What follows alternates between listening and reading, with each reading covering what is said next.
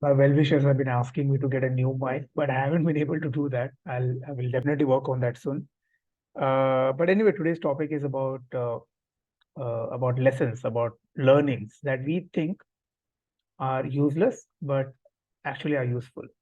Because I'm pretty sure you must have heard it a million times by your parents, especially, and maybe your grandparents and elders, that every little learning is going to be useful in some way or the other. Maybe you won't be able to grasp it right now, but it will be useful to you in the future.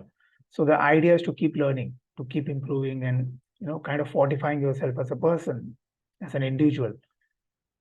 So I wanted to share something which is from my experience, and I'm pretty sure I'm not I haven't shared this in my blog either.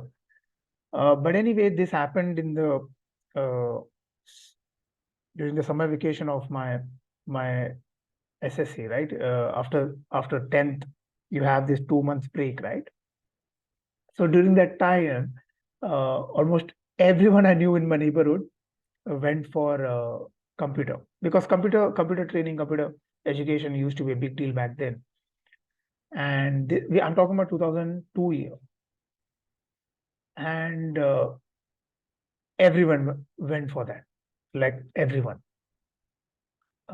except me. I went for typewriting. I was, in fact, I was the only kid there, only guy, only male student in that batch. Everybody else were young women. And my mother, because my dad wasn't very involved, uh, so my mother, she supported me despite some reluctance. That why? So the answer was simple: why? Because I wanted to be a writer. I always wanted to be a writer.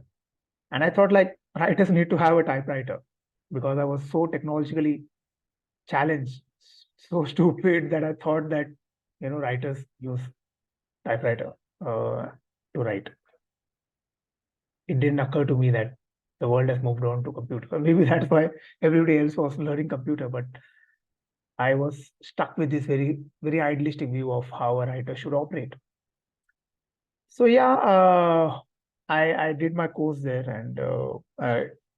and I qualified for the first test, which was 30 WPM. And if you know, WPM is words per minute, and my speed was in that range, 25 to 30. Okay, what do you do with that? Whatever that certification is, what do you do with that? Because I'm not going to apply for secretarial job or anything like that, right?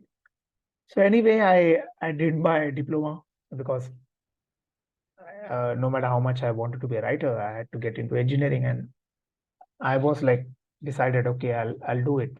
And I didn't go through 11th and 12th. I just got into diploma, and 3 years diploma. So I completed my diploma, then I got into engineering, and then decided in the fifth sem that I don't want to do this anymore. And when I left engineering, something interesting happened.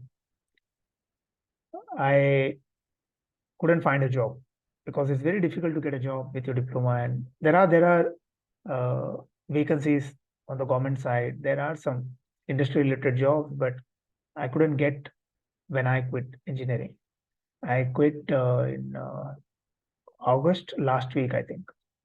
Oh yeah, August last week, and in September I was looking for a job, and my friend Lijoy, who was my childhood friend, he asked me to get, you know, he thought that I'll get a job at his place, and he was into transcription back then, business transcription. So I went there, and they asked me to type something. There was like an empty doc, and they made me listen to something, and they asked me to type, and I was typing quite fast, and they were surprised, and they asked me like, how come you were typing so fast? And I said, I did my typing course back then, like uh, 5 years earlier, right? This was 2007. I did my typing in 2002. So yeah, because of that whole typing thing, I got my first job. And I did that job for the next 4 years before getting into journalism. So the point of the story is like whatever you learn, whatever little you learn, right, it's going to be useful sooner or later.